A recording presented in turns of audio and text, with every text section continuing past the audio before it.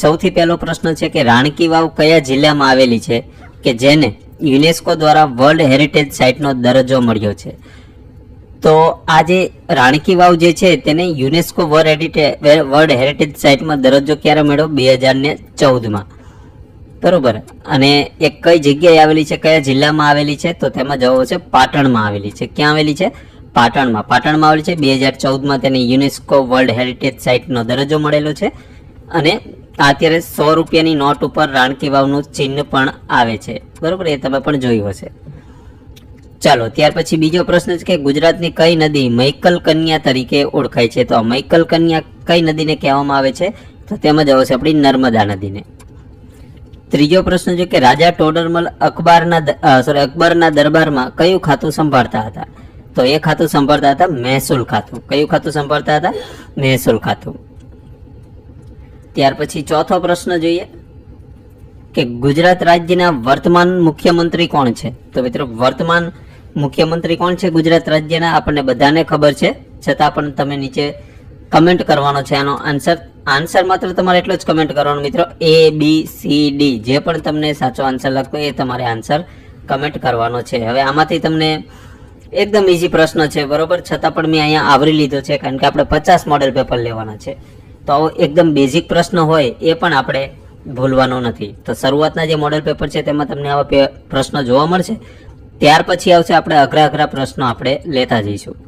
ચાલો, તો આનો આન્સર તમારે નીચે કમેન્ટ કરવાનો છે, બરોબર.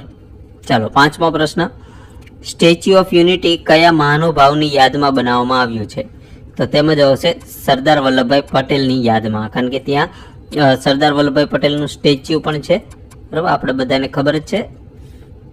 ચાલો, ત્યાર પછી 6થો પ્રશ્ન જોઈએ. ગુજરાતનો સૌથી ઊંચો પર્વત કયો ગણાય છે? તો ગુજરાતનો સૌથી ઊંચો પર્વત ગણાય છે ગિરનાર. એની ઊંચાઈ કેટલી છે? 1177 મીટર. કેટલી? 1177 મીટર તેની ઊંચાઈ છે. આ ગુજરાતનો સૌથી મોટો અને સૌથી ઊંચો પર્વત છે. તે પછી સાપુતારા ગિરિમથક કયા જિલ્લામાં આવેલું છે? તો સાપુતારા જે ગિરિમથક છે એ ગિરિમથક આવેલું છે ડાંગ જિલ્લામાં.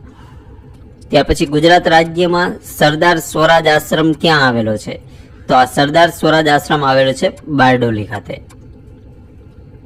ત્યાર પછી 9મો પ્રશ્ન જોઈએ કે નળ સરોવર પક્ષી અભયારણ્ય જે છે તે કયા જિલ્લાની સરહદ પર આવેલું છે? તો મિત્રો નળ સરોવર જે છે કોઈ એક જિલ્લાની સરહદ પર નહીં, તે 2 જિલ્લાની સરહદ ઉપર તે રહેલું છે. આ એક જિલ્લો હોય, આવી રીતે આમ બીજો જિલ્લો હોય, અને આવી રીતે નળ સરોવર આવેલું છે. તો અડધું નળ સરોવર અહીંયા છે, અડધું આ જિલ્લામાં છે. તો એ બંને જિલ્લા કયા આવશે? અમદાવાદ અને સુરેન્દ્રનગર. આ બંને જિલ્લામાં આવેલું છે આ નળ સરોવર. ચલો, ત્યાર પછી 10મો પ્રશ્ન જોઈએ. ગુજરાતમાં સૌપ્રથમ સુતરાઉ કાપડની મિલ, જે મિલના માલિક હતા રણછોડલાલ છોટાલાલ, આ ક્યાં શરૂ કરવામાં આવી હતી? તો સૌપ્રથમ વાર જે કાપડની મિલ જે છે એ મિલના માલિક આપણે જોઈએ રણછોડલાલ છોટાલાલ. તો મિલ સૌપ્રથમ ક્યાં શરૂ કરવામાં આવી હતી? તો તેમાં જવાબ આવશે અમદાવાદ ખાતે. કઈ જગ્યાએ શરૂ કરી હતી? અમદાવાદ ખાતે. ત્યાર પછી 11મો પ્રશ્ન, સિદ્ધપુરનો રુદ્ર મહાલય કયા સોલંકી રાજાના સમયમાં પૂર્ણ થયો? હવે ચાલુ કોણે કરાવ્યો હતો? ચાલુ કરાવ્યો હતો મૂળરાજ પ્રથમે. પણ પૂર્ણ કોના સમયગાળામાં થયો? સિદ્ધરાજ જયસિંહના સમયગાળામાં. ત્યાર પછી કયા ગુજરાતી સાહિત્યકાર સવાઈ ગુજરાતી તરીકે ઓળખાય છે? તો સવાઈ ગુજરાતી તરીકે કયા સાહિત્યકારને ઓળખવામાં આવે છે? કાકા સાહેબ કાલેલકરને. ત્યાર પછી 13મો પ્રશ્ન જોઈએ કે રાષ્ટ્રીય શાયરનું બિરુદ ગાંધીજીએ કયા કવિને આપ્યું હતું? તો એ કવિનું નામ છે ઝવેરચંદ મેઘાણીને. નરસિંહ મહેતાની જન્મભૂમિ કઈ ગણાય છે? તો જન્મભૂમિ ગણાય છે ભાવનગરનું તળાજા. જ્યારે એમની કર્મભૂમિ કઈ આવશે? જુનાગઢ. ત્યાર પછી 15મો પ્રશ્ન, ડાંગ દરબારનો મેળો કયા તહેવાર દરમિયાન યોજાય છે? તો કયા તહેવાર દરમિયાન આ ડાંગ દરબારનો મેળો યોજાય છે ડાંગની અંદર? તો તેમાં જવાબ છે હોળી જ્યારે આવે છે ત્યારે ડાંગની અંદર આ ડાંગ દરબાર ભરાય છે, જે હોળીના તહેવાર ઉપર આ દરબાર ભરાય છે. ત્યાર પછી સૂર્ય મંદિર જે છે મોઢેરા ખાતે આવેલું છે, એ મોઢેરા કયા જિલ્લામાં આવેલું છે? તો તે આવશે મહેસાણા જિલ્લામાં. ત્યાર પછી ગુજરાતનો ક્ષેત્રફળની દ્રષ્ટિએ સૌથી મોટો જિલ્લો કયો છે? તો ગુજરાતનો ક્ષેત્રફળની દ્રષ્ટિએ સૌથી મોટો જિલ્લો છે કચ્છ જિલ્લો, જેનું ક્ષેત્રફળ જેટલા જિલ્લા છે ગુજરાતના તેની કરતાં સૌથી વધારે છે, કારણ કે અહીંયા કચ્છનું નાનું રણ અને કચ્છનું મોટું રણ એવા બે તો મેઇન રણ આવેલા છે. ક્ષેત્રફળમાં પણ એ સૌથી વધારે ક્ષેત્રફળ ધરાવે છે ગુજરાતની અંદર. ત્યાર પછી ભારતનું પ્રથમ સ્માર્ટ સિટી પોર્ટ એટલે કે ગિફ્ટ સિટી ક્યાં આવેલું છે? તો ગિફ્ટ સિટી આપણે બનાવેલું છે ગાંધીનગરમાં. ત્યાર પછી 19મો પ્રશ્ન, ગુજરાતમાં કયા સ્થળે મહાશિવરાત્રીનો મેળો ભરાય છે? તો મહાશિવરાત્રીનો મેળો કઈ જગ્યાએ ભરાય છે? તો કે જુનાગઢના ભવનાથમાં. ત્યાર પછી બંધારણ સભાના પ્રારૂપ એટલે કે ડ્રાફ્ટિંગ સમિતિના અધ્યક્ષ કોણ હતા? તો ડોક્ટર BR આંબેડકર એટલે કે બાબા સાહેબ આંબેડકર. ત્યાર પછી રસ્તા પર દોરેલી તૂટક સફેદ રેખા શું દર્શાવે છે? તો જ્યારે આપણે રસ્તા ઉપર જતા હોય ત્યારે રસ્તા પર તૂટક સફેદ રેખા દોરેલી હોય છે, એનો મતલબ શું થાય છે? તો એ જ દર્શાવે છે, એ કહેવા માંગે છે કે વાહન ઓવરટેક કરી શકાય અને લેન બદલી શકાય છે. એટલે તૂટક રેખા હોય એટલે તમારે જો સામેથી કોઈ વાહન ન આવતો હોય, જો તમે ઓવરટેક કરી શકતા હોય, આગળ તમારી વાહન આગળ જે જતું હોય એનું ઓવરટેક કરી શકતા હોય તો ઓવરટેક કરવાની પરમિશન આપે છે, અથવા તો લેન બદલાવાની પણ પરમિશન. એટલે કે લેન એટલે કે જે બાજુની જે લેન હોય, 3 લેન હોય, 4 લેન હોય, એવા રોડ હોય છે ને 2 લેન 4 લેન વાળા, તો તમે લેન પણ ચેન્જ કરી શકો છો. ત્યાર પછી સ્ટોપનું ટ્રાફિક સિગ્નલ બોર્ડ જે હોય છે એ સામાન્ય રીતે કયા આકારનું હોય છે? તો એનો આકાર કેવો હોય છે? અષ્ટકોણ આકારનું હોય છે. ત્યાર પછી વાહન ચલાવતી વખતે સીટ બેલ્ટ પહેરવો શા માટે જરૂરી છે? તો વાહન ચલાવતી વખતે સીટ બેલ્ટ શેના માટે પહેરવો જોઈએ? તો કે પહેલું છે કે અકસ્માત સમયે ઈજાનું જોખમ ઘટાડવા માટે. બીજું છે કે અત્યારે તમે જે પણ ગાડી લો મિત્રો, તો ગાડીમાં 6 એરબેગ 4 એરબેગ એવા તમને એરબેગ જોવા મળે છે. પણ એરબેગ ક્યારે ખુલે છે? કે જ્યારે તમે સીટ બેલ્ટ પહેરેલો હોય તો જ એરબેગ ખુલે. બાકી જો તમે સીટ બેલ્ટ ન પહેરેલો હોય અને તમારી ગાડી કોઈ પણ સ્પીડે અથડાય તો એરબેગ ખુલતા નથી. એના માટે સીટ બેલ્ટ પહેરવો ખૂબ જ જરૂરી છે અને ફરજિયાત છે. ત્યાર પછી ઓવરટેકિંગ કરતી વખતે વાહનને કઈ બાજુથી ઓવરટેક કરવું જોઈએ? તો આપણે વાહનને કઈ બાજુથી ઓવરટેક, તમે હાઈવે ઉપર જતા હોય તો ઘણા બધા વાહનો ડાબી સાઈડથી પણ ઓવરટેક કરે છે, પણ આ કાયદાકીય રીતે યોગ્ય નથી. આગળના વાહનની જમણી સાઈડથી ઓવરટેક કરવો જોઈએ, બરોબર? આ કાયદેસર છે. ત્યાર પછી ટ્રાફિક લાઇટમાં પીળો પ્રકાશ શું સૂચવે? એટલે કે ટ્રાફિક લાઇટ હોય છે ને એમાં કેટલા 3 પ્રકારની લાઇટ હોય છે. એક હોય છે લાલ, ત્યાર પછી વચ્ચે હોય છે પીળી અને નીચે હોય છે લીલી, બરોબર? આવી રીતે લાલ, પીળી અને લીલી આ 3 લાઇટો થાય છે. તો લાલનો મતલબ શું થાય છે? કે થોભો એટલે કે સ્ટોપ, ઊભું રહેવાનું કહે છે. લીલી એમ કહે જવાની પરવાનગી આપે છે, એટલે કે શું કહેવાય? ચાલુ એટલે કે જવાની પરવાનગી આપે લીલી, બરોબર? જવા માટે. અને પીળી શેના માટે છે? પીળી એના માટે છે કે વાહન ધીમું કરવું અથવા થોભવાની તૈયારી કરવી. એટલે જ્યારે સિગ્નલ બંધ થવાનું હોય ને એના થોડા ટાઈમ પહેલા આ પીળી લાઇટ થાય છે. એટલે મતલબ એવો છે કે હવે આ સિગ્નલ ટૂંક જ સમયમાં બંધ થવાનું છે, તો તમે જો પીળી લાઇટ જોવો છો તો તમે વાહનને ધીમે કરી દો અથવા તો તમે ત્યાં ઊભી રાખી દો, કારણ કે હવે અહીંયા પીળી પછી લાલ લાઇટ થવાની છે. તો આનો મતલબ આવો હોય છે. ત્યાર પછી 26મો પ્રશ્ન જોઈએ કે ઝીબ્રા ક્રોસિંગનો ઉપયોગ કોના માટે થાય છે? તો ઝીબ્રા ક્રોસિંગનો ઉપયોગ કોણ કરે છે? તો કે જે પગપાળા મુસાફરો હોય છે એમને જો રસ્તો ઓળંગવો હોય તો એમના માટે આ ઝીબ્રા ક્રોસિંગ બનાવવામાં આવેલું છે. એટલે કે વાહન અહીંયા બધા વાહન ઉભા રહે છે, બરોબર? આને અહીંયા ઝીબ્રા ક્રોસિંગ કરીને લાઈન દોરેલી હોય છે, ઝીબ્રા ક્રોસિંગ. તો આ રસ્તાથી આ રસ્તા તરફ કોઈને જવું હોય તો અહીંથી આ ઝીબ્રા ક્રોસિંગ ઉપર થઈને તે રસ્તો પસાર કરી શકે છે. ત્યાર પછી ડ્રાઇવિંગ કરતી વખતે કયા પ્રકારના ફૂટવેર એટલે કે બૂટ અથવા તો ચંપલ વધુ સુરક્ષિત માનવામાં આવે છે? તો તમે જો ડ્રાઇવિંગ કરતા હોય ને તો એના માટે યોગ્ય બૂટ એટલે કે ડ્રાઇવિંગ બૂટ હોય છે, બાઇક માટે આવે છે એવા ડ્રાઇવિંગ બૂટ પહેરી શકો. અથવા તો તમારા પગરખા જે છે તે વધારે પકડવાળા હોય, આમ પકડવાળા હોય, પગમાં તમારે પકડી રાખે એવા તમારે ડ્રાઇવિંગ કરતી વખતે પગરખા પહેરવા જોઈએ. ત્યાર પછી વાહનની પાછળ આવતા વાહનોને જોવા માટે કયા મિરરનો ઉપયોગ થાય છે? એટલે કે કયા અરીસાનો ઉપયોગ થાય છે? તો એ અરીસાને કહેવામાં આવે છે રિયર વ્યૂ મિરર. શું કહેવામાં આવે છે? એ રિયર વ્યૂ મિરર. અને તે કેવો અરીસો હોય છે? બહિર્ગોળ અરીસો હોય છે. કેવો અરીસો હોય છે? બહિર્ગોળ અરીસો, અને જેને કહેવામાં આવે છે રિયર વ્યૂ મિરર. ચલો, ત્યાર પછી હોસ્પિટલ કે શાળા નજીક નો હોર્ન વિસ્તાર હોય છે, તો આવું શા માટે રાખવામાં આવે છે? તો કે હોસ્પિટલ અથવા તો શાળામાં છોકરાઓ ભણતા હોય છે, હોસ્પિટલમાં દર્દીઓ બીમાર હોય છે અને સૂતા હોય છે, તો એમને ડિસ્ટર્બ ન થાય એટલે કે શાંતિ જળવાઈ રહે એના માટે ત્યાં નો હોર્ન વિસ્તાર જાહેર કરવામાં આવે છે. અને બીજું એ છે કે ત્યાં અવાજનું પ્રદૂષણ પણ ઘટે છે, એટલે કે અવાજનું પ્રદૂષણ પણ ન થાય. આ બંને માટે આ નો હોર્ન વિસ્તાર જાહેર કરવામાં આવે છે. એમાં ખાસ કરીને હોસ્પિટલ અને શાળા જે હોય છે એની નજીક નો હોર્ન વિસ્તારને રાખવામાં આવે છે. ત્યાર પછી વાહનમાં એરબેગ કયા કિસ્સામાં રક્ષણ પૂરું પાડે છે? તો ગંભીર અકસ્માત કે અથડામણ થાય તમારી ગાડીનું, તો એરબેગ ખુલી જાય તો આપણને ગંભીર નુકસાનથી અટકાવી શકાય છે. પરંતુ મેં કીધું એમ એના માટે તમારે સીટ બેલ્ટ પહેરવો ફરજિયાત છે. સીટ બેલ્ટ પહેરેલો હશે તો જ એરબેગ ખુલે, નહીતર ખુલે નહીં. ચાલો, ત્યાર પછી ગુજરાતી સેક્શન, ગણેશ શબ્દની સાચી સંધિ છોડો. તો ગણેશ શબ્દની સાચી સંધિ છોડીએ તો સાચો જવાબ કયો આવશે? ઓપ્શન બી, ગણ વત્તા ઈસ.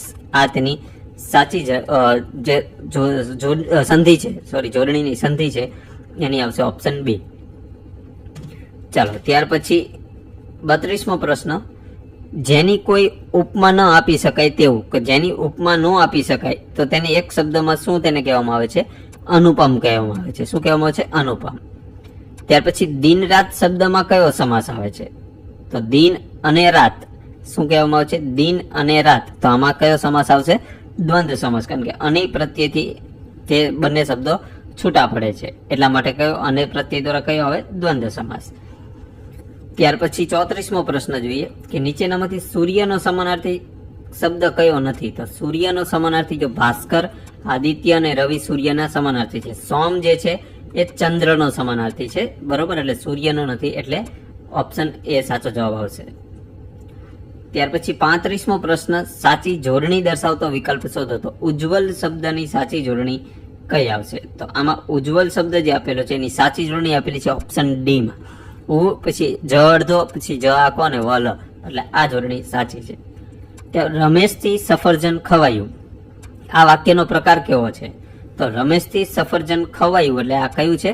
કર્મણી વાક્ય છે. ત્યાર પછી આકાશ પાતાળ એક કરવા, આ રૂઢિપ્રયોગનો અર્થ શું છે? તો કે ખૂબ જ સખત પ્રયત્ન કરવો. જેને આપણે રૂઢિપ્રયોગ વાપરીએ ને કે આકાશ પાતાળ એક કરીને તેને આ કામ કરવા માટે, એટલે કે એ કામ કરવા માટે તેને ખૂબ અને સતત પ્રયત્ન કર્યા. તો આપણે પણ કંડક્ટરની પરીક્ષા પાસ કરવા માટે શું કરવાનું છે? આકાશ પાતાળ એક કરવાના છે.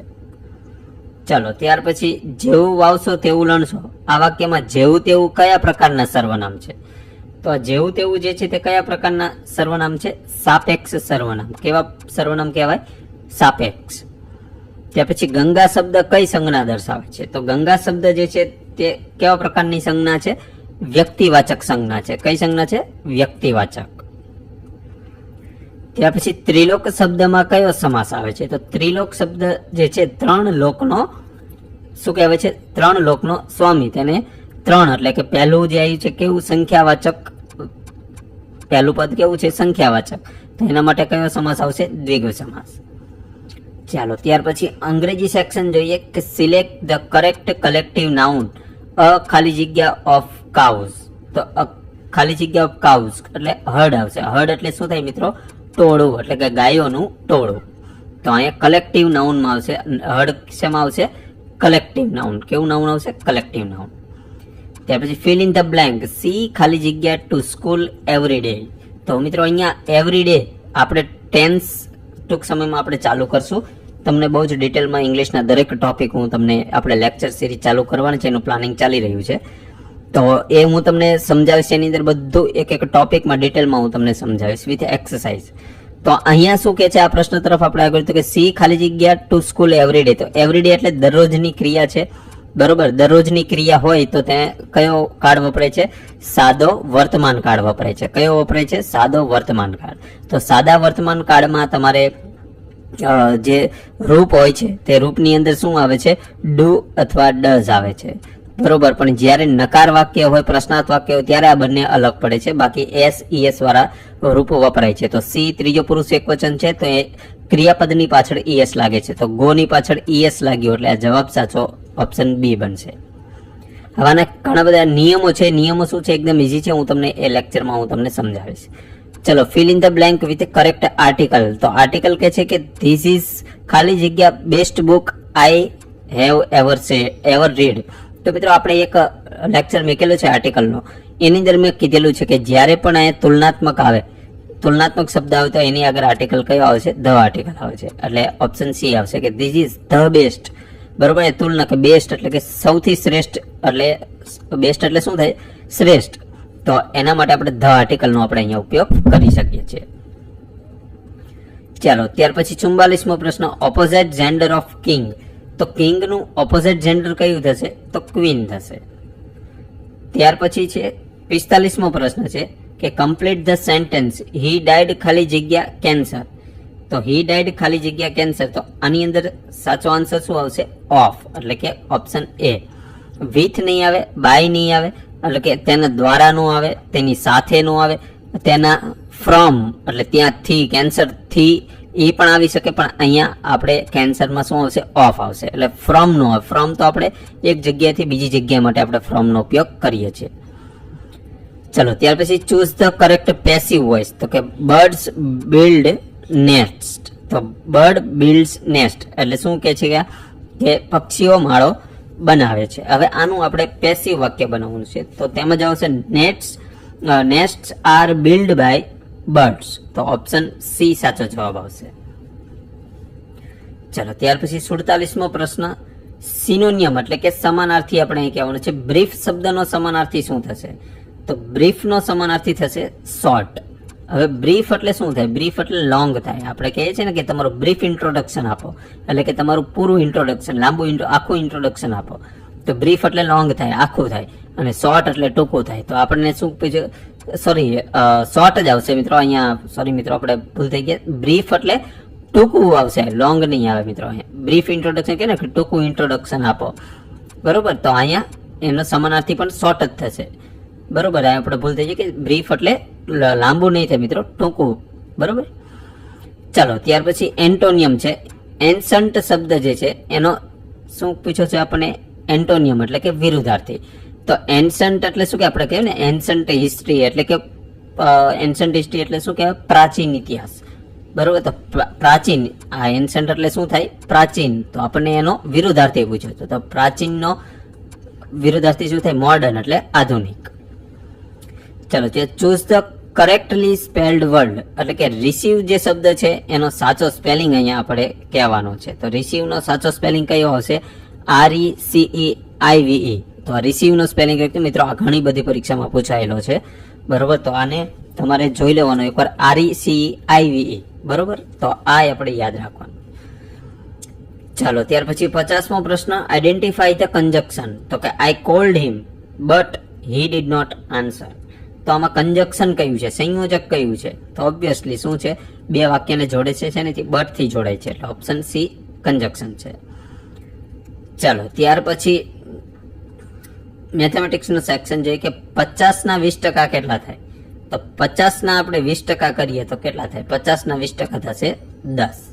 હવે આપણે એનું સિમ્પલ આપણે 20% ને આપણે અડધા કરીએ. 50 ના 10% કેટલા થાય? તો 50 છે એના 10% કરવા હોય તો સીધું બિંદુ ઉડાડી દઈએ એટલે કેટલા થાય? 5. તો આપણને 20% આપે છે, તો આને ડબલ કરી દઈએ તો 10 થઈ જાય ને. તો ડાયરેક્ટ સિમ્પલ આન્સર આવી જાય 10.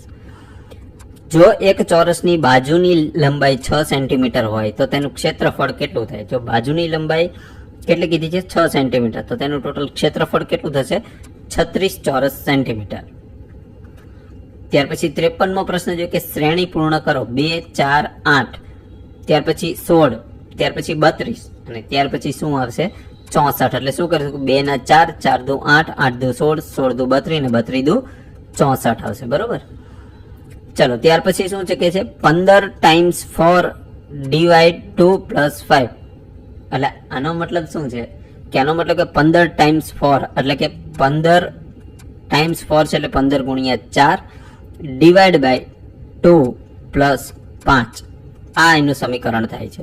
હવે 15 ચોક કેટલા થાય? 15 ચોક 60, 60 ભાગ્યા 2 વત્તા 5 એટલે 60 ભાગ્યા 2 કરો એટલે 30, 30 વત્તા 5 એટલે કેટલા થાય? 35. બરોબર, આ એમ કહેવા માંગે છે, સિમ્પલ છે. 35 જવાબ આનો સાચો આન્સર આવશે. ચાલો, ત્યાર પછી 1 થી 5 ની સરેરાશ કેટલી થાય? તો 1 થી 5 જે હોય છે એની તમે સરેરાશ કાઢો તો કેટલી થાય? સિમ્પલ છે, તેની સરેરાશ કેટલી થશે? 3. હવે એ કેવી રીતે થાય મિત્રો?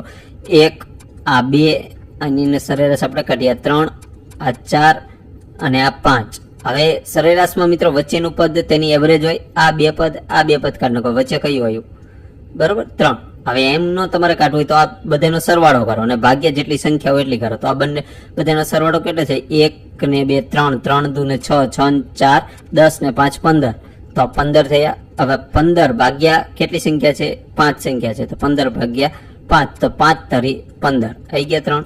તો આનો સાચો આન્સર આવશે 3. ચાલો ત્યાર પછી 56મો પ્રશ્ન કે એક ઘડિયાળમાં 3 વાગ્યા હોય ત્યારે કલાક કાંટા અને મિનિટ કાંટા વચ્ચે કેટલા અંશનો ખૂણો બને? હવે એક ઘડિયાળમાં 3 વાગ્યા હોય તો એના કલાક કાંટા અને મિનિટ કાંટા વચ્ચે જે ખૂણો બને છે, ખૂણો કેટલા અંશનો બને છે? 90 અંશનો ખૂણો બને. ત્યાર પછી જો કેટ ને આપણે લખી શકાય 24 લખી શકાય, એટલે કે c = 3, a = 2 અને t = 20. તો એવી જ રીતે આ ડોગનો મતલબ શું થાય?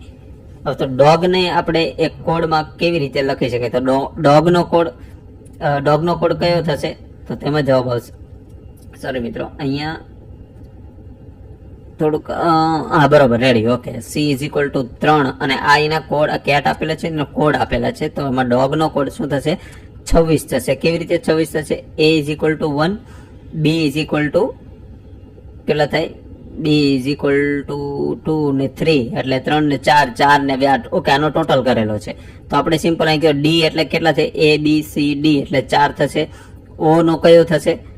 a b c d e f g h i j k l m n o. o એટલે 15, બરોબર. 15 ને 4 19 અને g a b c d e f g 7 એટલે વત્તા 7 એટલે 15 વત્તા 7 22, 22 ને 4 26 થઈ ગયા. તો આનો સાચો આન્સર આવશે 26. રેડી? આવી રીતે આ કોડ સોલ્વ થાય છે. ચાલો ત્યાર પછી 58મો પ્રશ્ન કે રામ ઉત્તર તરફ 5 કિલોમીટર ચાલે છે. રામ ક્યાં? ઉત્તર તરફ આમ ચાલ્યો અને 5 કિલોમીટર ચાલ્યો. પછી જમણી તરફ વળી 3 કિલોમીટર, એટલે જમણી તરફ વળીને અહીંયા 3 કિલોમીટર, અહીંયા 5 અને અહીંયા 3 કિલોમીટર ચાલે. હવે તે કઈ દિશા તરફ જઈ રહ્યો હશે? તો હવે તે કઈ દિશા તરફ જઈ રહ્યો હશે? તો તેની દિશા કહેવાની છે. તો મિત્રો આ દિશા કઈ આવશે? આ પૂર્વ આવે, આ પશ્ચિમ આવે, આ ઉત્તર આવે અને આ દક્ષિણ આવે. રેડી? તો હવે કઈ દિશા તરફ એનું મોં છે? કઈ બાજુ જઈ રહ્યું છે? પૂર્વ તરફ. એટલે ઓપ્શન સાચો આવશે, ઓપ્શન એ. ત્યાર પછી 10 પેનની કિંમત 100 રૂપિયા હોય તો એક પેનની કિંમત કેટલી થાય? તો હવે 10 પેનની 100 રૂપિયા હોય તો આ 100 ભાગ્યા 10 કરો તો કેટલા થાય? મીંડું જાય, બરોબર. તો 10 જવાબ આવશે, બરોબર ને? સોરી, અહીં 2 મિનિટ નહીં, આ 100 ભાગ્યા 10 એટલે 1 મીંડું જતું રહ્યું, બરોબર. એટલે 10 વધ્યો અહીંયા આન્સર, બરોબર. એટલે એક પેનની કિંમત કેટલી થાય? 10 રૂપિયા. ત્યાર પછી અલગ પડતો વિકલ્પ શોધો. હવે નીચેનો અલગ વિકલ્પ કયો પડે છે? જો સફરજન, કેરી અને કેળું આ ત્રણેય શું છે? ફળો છે. શું છે? અને જ્યારે બટાકા શેમાં આવશે? શાકભાજીમાં આવશે, બરોબર. તો આ શું પડે છે? આ ત્રણથી અલગ પડે છે. ચાલો ત્યાર પછીનો પ્રશ્ન જો કે જીએસઆરટીસી નું પૂરું નામ શું છે? તો જીએસઆરટીસી નું ફૂલ ફોર્મ શું આવશે મિત્રો? Gujarat state road transport corporation. Option A સાચો આન્સર આવશે. ત્યાર પછી 62મો પ્રશ્ન, જીએસઆરટીસી ની સ્થાપના કઈ તારીખે થઈ હતી? મિત્રો આપણે અગાઉના મોડલ પેપરમાં પણ આ લઈ લીધેલું છે. કેમ? આ જાણી જોઈને મેં ક્વેશ્ચન અહીંયા લીધેલો છે, કારણ કે આ એકદમ ઇઝી ક્વેશ્ચન છે. આવા ક્વેશ્ચન પણ તમને જો રહી જાય, બરાબર, આપણે 50 મોડલ પેપર લેવાના, 5000 પ્રશ્નો થશે. તો આપણે રિપીટેશન પ્રશ્ન અમુક જે ઇમ્પોર્ટન્ટ હશે તેને જ રિપીટ કરશું. તો આનો આન્સર તમારે નીચે કમેન્ટ કરવાનો છે. જો તમે ટેસ્ટ આપતા હશો રેગ્યુલર, અને જો આ રેગ્યુલર તમે વિડીયો સોલ્યુશન જોતા હશો, અથવા તો જે હું આન્સર કી અપલોડ કરું છું, આપણે જે મિત્રો કોર્સ લીધેલો છે તેમને એની અંદર આન્સર કી પણ મળે છે. જો આન્સર કી તમે વ્યવસ્થિત રીતે તૈયાર કરતા હશો તો તમને આવા બધા ઇઝી પ્રશ્નો વારંવાર તમારી સામે આવશે, તો તમને યાદ પણ રહી જશે. તો આનો આન્સર તમારે નીચે કમેન્ટ કરવાનો છે. ચલો, જીએસઆરટીસી નું વડું મથક કઈ જગ્યાએ આવેલું છે? તો એ આવેલું છે અમદાવાદ ખાતે. અમદાવાદ કઈ જગ્યાએ? રાણી પાસે. ક્યાં આવેલું છે? રાણી ખાતે. ત્યાર પછી મુસાફર પાસેથી ટિકિટ ભાડું વસૂલી ટિકિટ આપવાની પ્રાથમિક જવાબદારી કોની છે? એટલે કે કોઈ મુસાફર પાસેથી ટિકિટ ભાડું વસૂલ કરવું અથવા તો તેને નવી ટિકિટ આપવી, આ સંપૂર્ણ જવાબદારી કોની? ડ્રાઈવરની હોય છે? નહીં, એના માટે જ આપણે ભરતી કરે છે ને આ કંડક્ટરની. તો આ જવાબદારી કોની હોય છે? આપણી કંડક્ટરની હોય છે. ચાલો ત્યાર પછી જીએસઆરટીસી માં વોલ્વો બસ જે આવે છે તે કયા નામથી પણ જાણીતી છે? તો એ કે પ્રીમિયમ બસ છે, લક્ઝરી બસ છે અને એસી બસ છે, એના નામથી જાણીતી છે. એટલે એને આમ તો એમ ન કહી શકાય કયા નામથી જાણીતી છે, બરાબર. પણ એમાં એવું પૂછે, એની લાક્ષણિકતા પૂછે તો એ પ્રીમિયમ ક્વોલિટીની બસ છે અને તેમાં એસી પણ હોય છે. ચાલો ત્યાર પછી 66 જીએસઆરટીસી બસમાં મુસાફર પોતાનો સામાન ક્યાં રાખી શકે? તો ડ્રાઈવરની કેબિનમાં ન રાખી શકે, દરવાજા પાસે તો બિલકુલ ન રાખી શકે, કંડક્ટરની સીટ પાસે રાખી ન શકે. આપણે બધા મેકતા હોય છે પણ રાખી ન શકે. એના માટે શું હોય છે? એક લગેજ બોક્સ હોય છે, અથવા તો છત પર અથવા તો તમારે પોતાની સીટ નીચે. જો સીટ નીચે જો સમય એવો લગેજ હોય તો ત્યાં મૂકી શકો. જો બહુ વધારે હોય તો લગેજ બોક્સમાં મૂકી શકો છો, અને એથી જો વધારે હોય ન સમય તો છત ઉપર પણ રાખવાની વ્યવસ્થા હોય છે. ચાલો ત્યાર પછી 5 વર્ષથી ઓછી ઉંમરના બાળકની બસ મુસાફરી માટે કેટલું ભાડું આકારવામાં આવેલું છે? તો તેમાં જ આવશે મફત. 5 વર્ષથી નીચેના બાળકોને ટિકિટ લેવાની હોતી નથી. 5 થી 12 વર્ષ હોય, 5 થી 12 વર્ષ તો એને અડધી ટિકિટ આવશે, અને 12 વર્ષ પછી તેમને આખી ટિકિટ લેવાની રહેશે. ત્યાર પછી જીએસઆરટીસી બસમાં દિવ્યાંગ મુસાફરો માટે શું સુવિધા હોય છે? કે 16, 17 અને 18. આ શું છે કહું તમને. સરકારી નિયમ મુજબ ભાડામાં રાહત અને અનામત બેઠકો હોય છે. તો અનામત બેઠકો કઈ હોય છે? આ 16, 17 અને 18. આ 3 સીટો દિવ્યાંગો માટે રિઝર્વ હોય છે. અને ભાડામાં રાહત એટલે સમાજ સુરક્ષા ખાતેથી દિવ્યાંગોને મફત મુસાફરી બસ પાસ યોજના અંતર્ગત બસ પાસ પણ કાઢી આપવામાં આવે છે. ત્યાર પછી મુસાફર બસમાં સામાન ભૂલી જાય ત્યારે કંડક્ટરે તે સામાન ક્યાં જમા કરાવવો પડે? તો તેમાં જો કે ડેપોના જે એક લોસ્ટ એન્ડ ફાઉન્ડ વિભાગ હોય છે, ડેપોની અંદર શું હોય છે? લોસ્ટ એન્ડ ફાઉન્ડ એક વિભાગ હોય. આ વિભાગની અંદર કંડક્ટર એ સામાન જમા કરાવી દે. જ્યારે પણ તમારે જો માન લો કે તમારો સામાન ભૂલી ગયા હોય તો તમે ડેપોમાં કમ્પ્લેન કરો કે ભાઈ મારો આ સામાન હું આ રૂટની બસમાં મુસાફરી કરતો હતો અને બસમાં ભૂલી ગયો છું.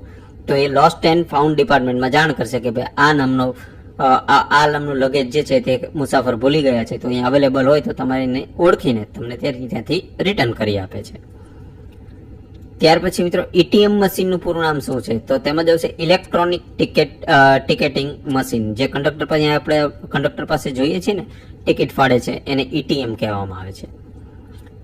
ચાલો ત્યાર પછી મોટર વાહન અધિનિયમ એટલે કે મોટર વ્હીકલ એક્ટ મુજબ ડ્રાઇવિંગ લાયસન્સ મેળવવાની લઘુત્તમ વય મર્યાદા એટલે કે સામાન્ય વાહન માટે કેટલી છે? બરોબર, દરેક વાહન માટે અલગ અલગ છે, પણ મિનિમમ સામાન્ય વાહન માટે તેની લઘુત્તમ વય મર્યાદા કેટલી હોય છે? તો તેમાં જ આવશે 18 વર્ષની હોય છે. 18 વર્ષ નીચે કોઈ પણ વાહનનું ડ્રાઇવિંગ લાયસન્સ નીકળી શકે નહીં. ત્યાર પછી કંડક્ટર બેઝ મેળવવા માટે કયું સર્ટિફિકેટ અનિવાર્ય છે? તો કંડક્ટરનો તમારે બેઝ મેળવવો હોય તો એના માટે કયું સર્ટિફિકેટ અનિવાર્ય છે? તો આપણે આ કંડક્ટરનો બેઝ તમારી પાસે ન હોય તો આ વખતે જ એવું કરેલું છે કે કંડક્ટર બેઝ ન હોય એ પણ ફોર્મ ભરાઈ શકે. એટલા માટે તો 5,70,000 સમથિંગ કંઈક ફોર્મ ભરાણા છે. નહીં તો પહેલા કેવું હતું કે જેની પાસે કંડક્ટર બેઝ હોય એ લોકો જ આ કંડક્ટરની ભરતીમાં ફોર્મ ભરી શકે. પરંતુ તમે અત્યારે ભરી શકો છો, પણ તમારે પછીથી તમારે કઢાવવું તો પડશે જ. બરોબર, તો તેના માટે એક સર્ટિફિકેટ અનિવાર્ય હોય છે. એ સર્ટિફિકેટ કયું હોય છે? તો કે એમાં આવશે ફર્સ્ટ એડ સર્ટિફિકેટ હોય. એ તમારે સૌથી પહેલા મેડિકલ ઓફિસર પાસેથી કઢાવવું પડે. ત્યાર પછી એના આધારે તમને કંડક્ટર બેઝ નીકળે છે. ત્યાર પછી અકસ્માત સમયે દર્દીનું અતિશય રક્તસ્રાવ થતો હોય તો પ્રાથમિક સારવાર માટે સૌ પ્રથમ શું કરવું જોઈએ? તો અકસ્માત સમયે જે ઇમરજન્સી જો એમને લોહી નીકળતું હોય, બહુ જ અતિશય લોહી નીકળતું હોય તો એની પ્રાથમિક સારવાર માટે એના માટે શું કરવું પડે? તો કે એના પર ઘા ઉપર જે જગ્યાએ ઘા લાગેલો હોય એના ઉપર સ્વચ્છ કાપડ એક મૂકી અને તેને દબાણ આપવું, જેથી કરીને જે લોહી છે તે બહાર વધારે વહી ન જાય. એટલા માટે તો આ એ પ્રાથમિક સારવાર માટે છે. અને ત્યાર પછી તેને હોસ્પિટલમાં તો જલ્દીથી જલ્દી ખસેડવો જ પડે છે. બરોબર. ત્યાર પછી માનવ શરીરમાં સામાન્ય બ્લડ પ્રેશર એટલે કે બીપી કેટલું હોવું જોઈએ? તો સામાન્ય કોને કહેવાય? તો તેમાં જવાબ આવશે સામાન્ય 120 અને 80 mm અને Hg. આ જે છે એ શું છે? સામાન્ય. જો આથી ઓછું હોય એટલે કે જો 120 થી વધારે હોય તો બીપી હાઈ થઈ જાય, 80 થી નીચે હોય તો બીપી લો કહેવાય. ત્યાર પછી કંડક્ટરે મુસાફરો પ્રત્યે કેવું વર્તન રાખવું જોઈએ? તો એના માટે આવશે વિનમ્ર, મદદગાર અને સભ્ય વર્તન કંડક્ટરે વર્તવું જોઈએ. ભલે એ વસ્તુ અલગ છે કે કોઈ મુસાફર તમારું મગજ ખાતો હોય તો તમે ગરમ થઈ જતા હોય, તો એ પ્રેક્ટિકલ રસ્તો છે, પણ આવું હોવું જોઈએ, વિનમ્ર રહેવું જોઈએ, કારણ કે તમારે એમની સાથે જ નોકરી કરવાની છે. બસ ઉપડતી વખતે કંડક્ટરે શું ધ્યાનમાં રાખવું જોઈએ? તો બસ ઉપાડવી હોય એના પહેલા કંડક્ટરે એ સુરક્ષિત કરી લેવાનું હોય છે કે બધા જ મુસાફરો સુરક્ષિત રીતે બેસી ગયા છે, બધી સીટો ફૂલ છે, રિઝર્વેશન વાળા જે પેસેન્જરો છે તે આવી ગયા છે. બરોબર, બધા આવી ગયા પછી દરવાજો યોગ્ય રીતે બંધ છે કે નહીં, પછી જ તે એક બેલ મારે. એ બેલ વાગે એટલે ડ્રાઈવર સમજી જાય કે હવે બધું કંડક્ટરે ચેકઅપ કરી લીધું છે, હવે રેડી છે, હું બસ ચલાવી શકું છું. એટલે ડ્રાઈવર પછી ત્યાંથી બસ ઉપાડી લે. ચલો ત્યાર પછી 77મો પ્રશ્ન, CPR નું પૂરું નામ શું છે? તો CPR નું પૂરું નામ શું થશે? તો તેમાં જવાબ આવશે ઓપ્શન એ. CPR નું પૂરું નામ શું છે? કાર્ડિયોપલ્મોનરી રેસેક્ટિઝેશન. શું લખેલું છે મેડમ? રેસ્યુક્ટિએશન. બરોબર. આ CPR નું પૂરું નામ શું છે? કાર્ડિયોપલ્મોનરી રેસ્યુક્ટેશન. બરોબર. તો આનું પૂરું નામ છે. શબ્દ પણ એવો અઘરો છે, એકવારમાં તો બોલી પણ નથી શકાતો. બરોબર. તો આને તમે વારંવાર તમે જોઈ લીજો, એકવાર 2-5 વાર લખી નાખજો એટલે તમને યાદ પણ રહી જાય. રેડી. ચલો ત્યાર પછી કોઈ પણ નશો કરીને વાહન ચલાવવું એ MV એટલે કે મોટર વ્હીકલ એક્ટની કઈ કલમ હેઠળ ગુનો બને છે? તો એ કઈ કલમ હેઠળ એ ગુનો બને છે? તો કલમ નંબર 185 હેઠળ આ ગુનો બને છે. ત્યાર પછી 79મો પ્રશ્ન, અકસ્માતમાં હાડકા ભાંગી જવાની સ્થિતિમાં શું કરવું જોઈએ? તો અકસ્માત થયો અને હાડકા ભાંગી ગયા તો પ્રાથમિક સારવાર માટે તમારે શું કરવું જોઈએ? તો કે ભાંગેલા ભાગને હલનચલન ન થાય એ રીતે તેને સપોર્ટ આપીને તે વ્યવસ્થિત રીતે કોઈ પણ જે પણ હાડકા ભાંગેલા હોય તેમને સુવડાવી દેવા જોઈએ.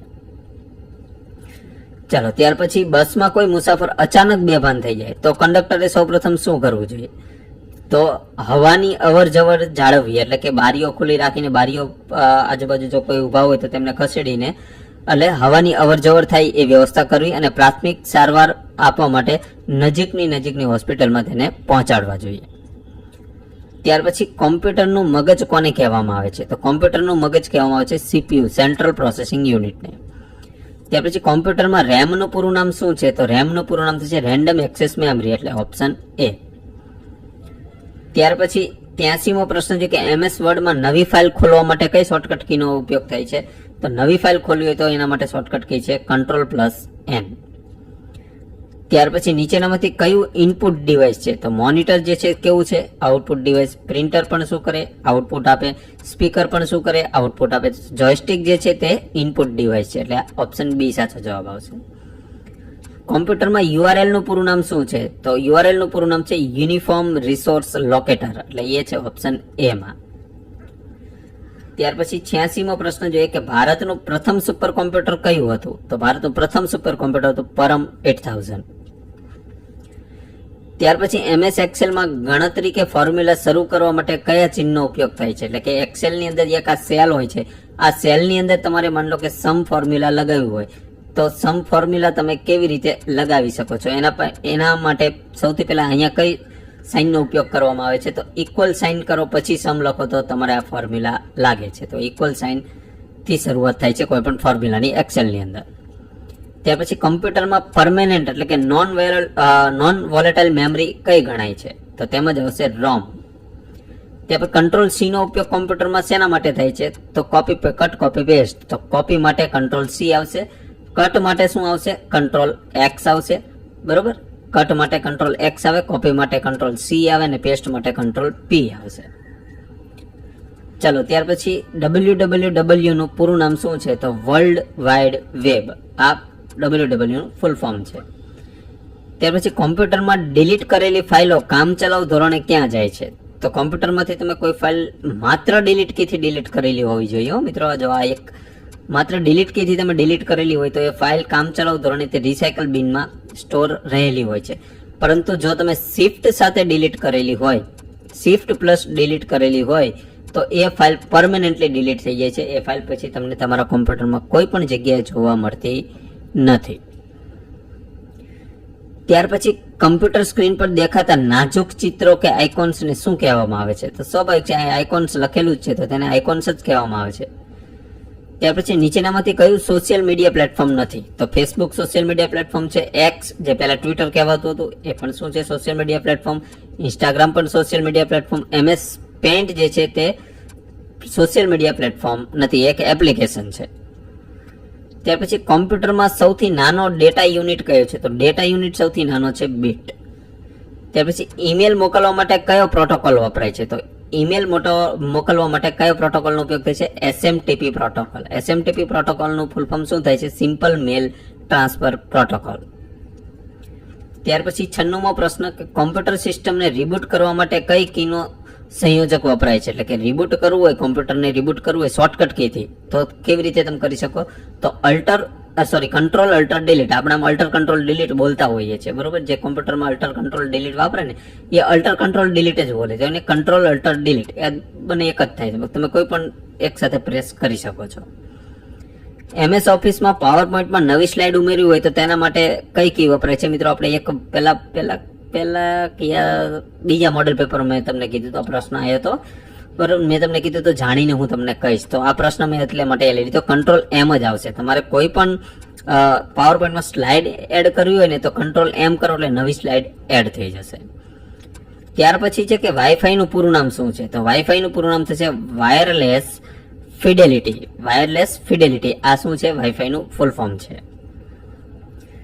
ત્યાર પછી 99મો પ્રશ્ન કે PDF ફાઇલનું પૂરું નામ શું છે? તો PDF ફાઇલનું પૂરું નામ થશે પોર્ટેબલ ડોક્યુમેન્ટ ફોર્મેટ.